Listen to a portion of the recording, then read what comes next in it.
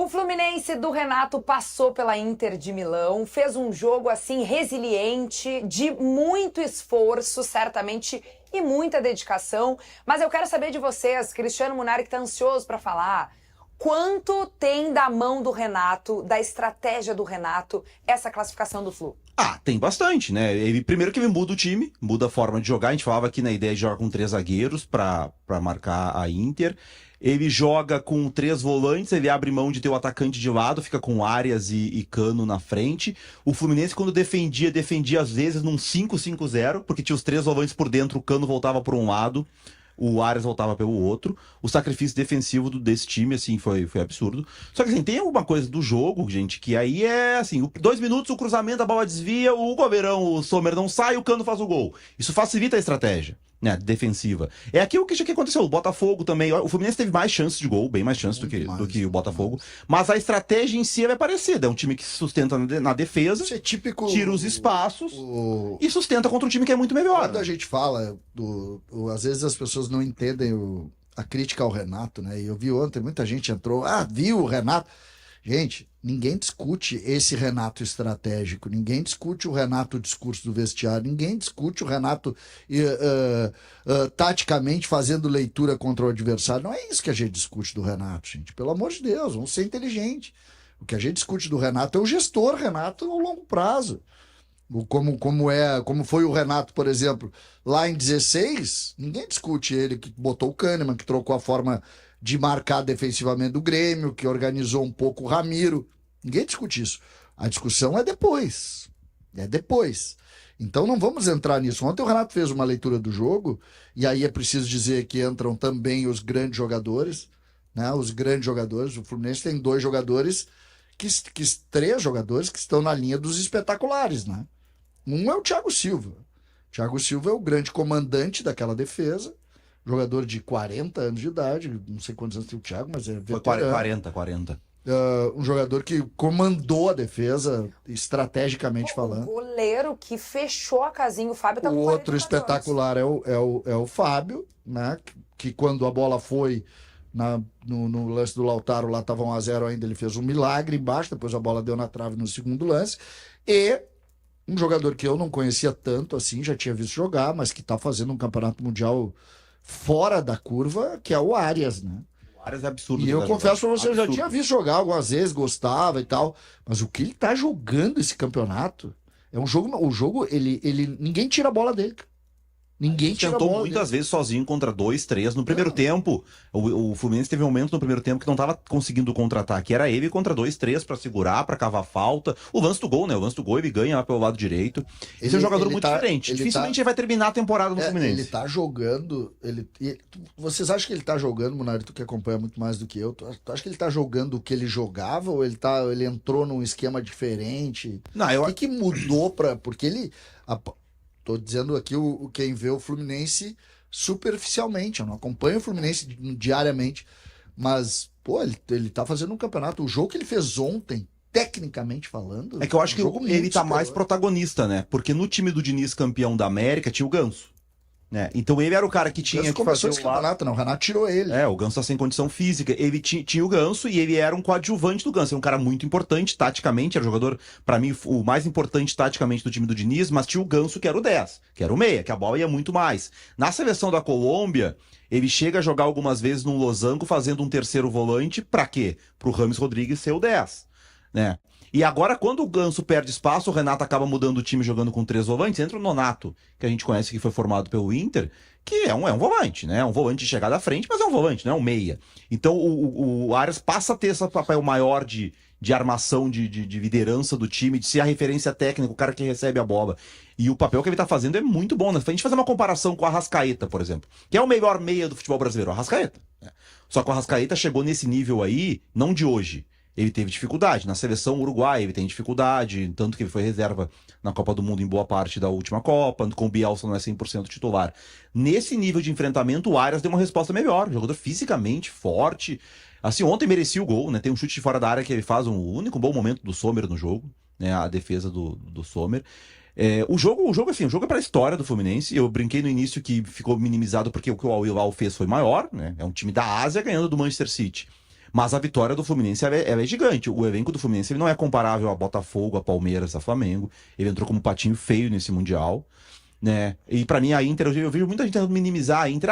É verdade que a Inter trocou de treinador, que o clima não tá muito bom, o Lautaro depois vai espinafrou, já lá no Glu que foi embora, parece que a lesão não era tão grave assim, tava na praia. Com o Lautaro errando tanto ontem, hein? Não, mas o Lautaro aparece no jogo, primeira finalização dele aos 34 minutos do segundo tempo. O Thuram entrou voltando de lesão, não foi bem. O Fluminense conseguiu até os 24, perdão. Até os 24 minutos do segundo tempo, o Fluminense não tinha permitido à Inter nenhuma chance clara de gol. Aí depois tem 3 chances do Lautaro, tem a bola do... Não, mas tem uma bola que o Devray erra, que é o único erro do Thiago Silva no jogo. Que o Lautaro ganha do Thiago Silva, cabeceia pra dentro e o Devray tá dentro da área. Teve a bola na trave ali que Carlos passa Augusto, total. Tem um cruzamento pra trás que o Carlos Augusto entra sozinho, chuta por cima.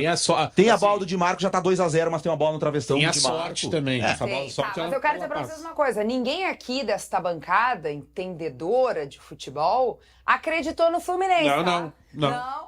Quê? Eu acreditei no Fluminense. Aqui tu deu o palpite de que o Fluminense ia passar? Eu não Da sei. Inter? Nem tava no programa, No bate-bola eu falei que passava o Fluminense. o bate-bola! Fio não Lá conversando com meus amigos, eu também disse. Aqui eu acho que era em consenso, não era em consenso aqui? Não, ali, ó. Então deixa eu mostrar pra vocês o consenso. Roda aí um videozinho.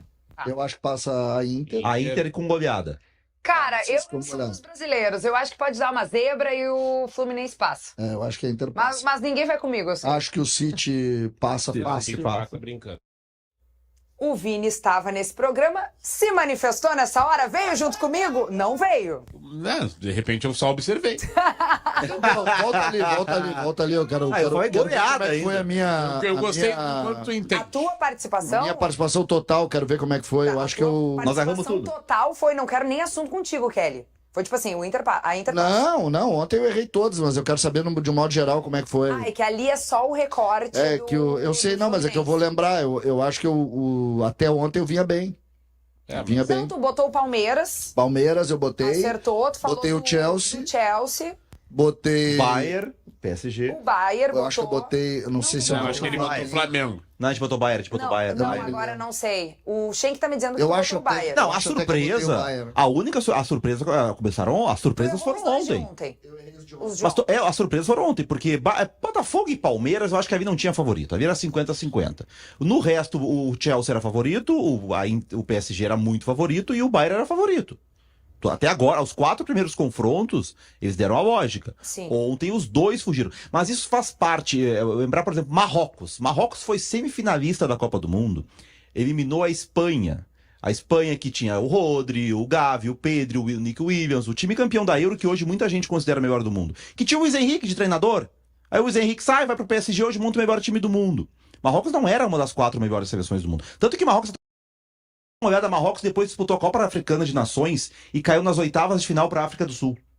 Então, esse tipo de torneio, ele abre essa margem. Só que o que aconteceu ontem foi que... Mas pra quem não tava dando tanta importância, até que esses europeus ficaram mordidinhos, né? Não, eu acho que no mata-mata eles deram. Eu acho que a partir do Guardiola brigou mata-mata... com o árbitro. No mata-mata eles levaram a sério. Não é por não levar a sério que eles perderam. Pelo contrário, eu acho que eles chegaram aí achando que seria mais fácil, e quando a coisa complicou, eles aceleraram. O Bayern contra o Flamengo foi isso. Sempre que o Bayern, no final do segundo tempo, o Harry Kane ganhou um cartão amarelo por fazer uma falta para matar uma jogada. Só que esse lado da chave ele foi limpo. Sem Inter e sem City, eram os 2 mais fortes desse lado. Hoje não é mais surpresa se um brasileiro chegar na final. Porque tem o Chelsea, que é dos europeus aí, desse lado era o mais fraco, é mais fraco que a Inter e que o City. Já perdeu para um brasileiro. E do outro lado, tu tá olhando, tem o Bayern e PSG, eles vão se matar. Então um dos gigantes vai morrer. E eu já não tenho certeza que o Real Madrid ganha da Juventus hoje, por exemplo. E aí, se passar a Juventus, não, já é um europeu não tão forte assim. Então vai vir do outro lado um gigante, ou o PSG, ou o Bayern, ou o Real. Acho difícil que Dortmund ou Juventus chegue. Mas desse lado aqui não é absurdo chegar um brasileiro, chegar até o Al-Hilal, gente. O Al-Hilal, eu não duvido. Eu não acho que o Fluminense tá na semifinal, não. Aí entra uma outra ponta. A gente falou do Renato estrategista, né? Qual é a estratégia contra o Al-Hilal? Porque se fosse o City, ia ser a mesma da Inter. Na entrevista dele ontem, depois do jogo, ele disse que ele até cancelou um compromisso com a Carol Portalupi, a filha dele, pra ficar assistindo um jogo da Inter e tudo mais. Bom, então, né? agora, muito provavelmente, ele vai cancelar outros compromissos pra assistir o duelo entre City e Al Hilal, né? Eu gosto do Renato que ele trata a obrigação como se ele tivesse feito algo nada Mas agora demais. agora eu vou bagunçar. Eu fui ver um jogo do meu adversário. Não, agora eu vou bagunçar. E o Munari já Ô, criticou. Kelly, é óbvio que tem que se ver o o jogo nome do dele adversário, né? fosse Renato Gonzalez e ele tivesse treinado um time da segunda divisão de Portugal, vencido 23 jogos de 25, né? A gente estaria falando como ele foi inovador ontem. Mas como é o Renato... Mas o que foi inovador Não, para dar a uma gente- linha de 5 e fechar o Por isso time? mesmo, se ele fosse o Estás Renato... Eu não entendi muito bem, não captei muito bem o tom. Estás defendendo o Renato? Não, é muito além do Renato. Esse assunto é macro.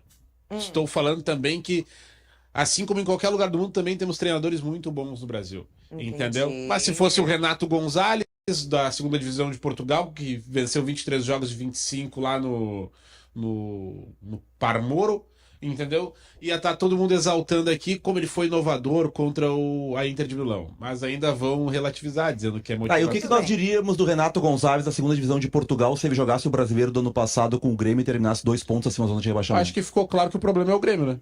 Porque veio outro técnico e o Grêmio continuou mal.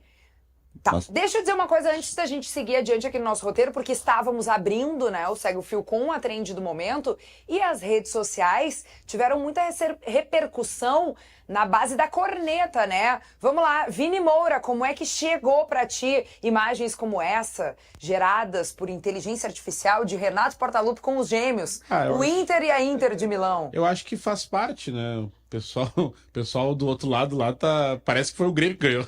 Em alguma medida sim, porque quem viu a transmissão ontem, especialmente ali que a gente estava assistindo pela TV, percebeu que na hora do gol do Fluminense, imediatamente foi pra imagem do torcedor do Exato. Grêmio na arquibancada. Tu vê o que é a carência, né?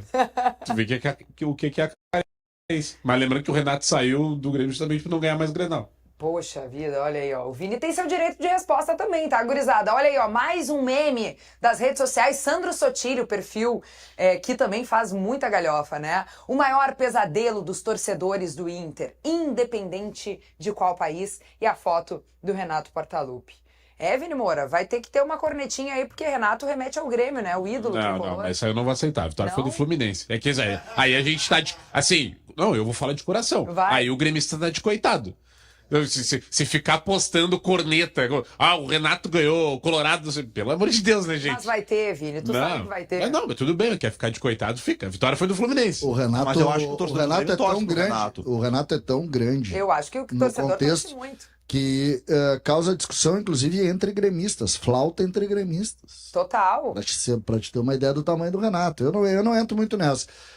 Eu torço pelo Renato, tá tudo bem, mas eu sei bem o que é bom do Renato e o que não é bom do Renato.